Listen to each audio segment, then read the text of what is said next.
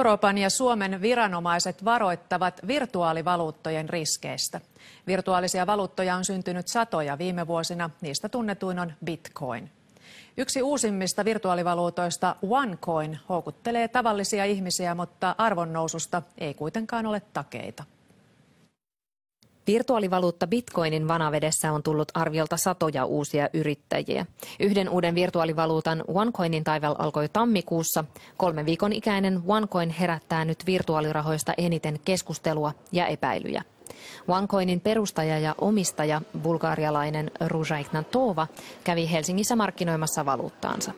We want to make a coin for the people and not a coin for the high-tech people. And I have not seen cryptocurrency being marketed properly by business people.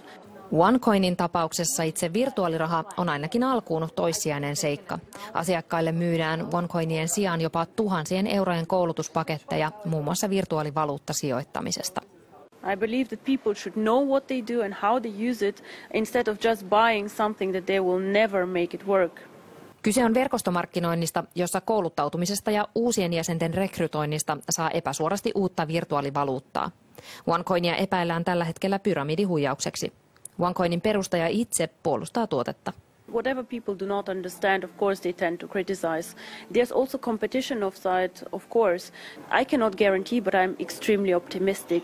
Euroopan pankkiviranomainen ja Suomen Pankki varoittavat virtuaalivaluutoista. Virtuaalivaluuttoihin tänä päivänä sisältyy todella suuria riskejä sen arvon heilahtelun ja sen yleisen takaisin lunastettavuuden, hyväksyttävyyden ja sitten rikosalttiuden muodossa. Kehottaisin kyllä jokaista hyvin tarkkaan perehtymään siihen, mitä heille tarjotaan ja pohtimaan omalta osaltaan, että mistä tuotteesta mahtaa olla kysymys.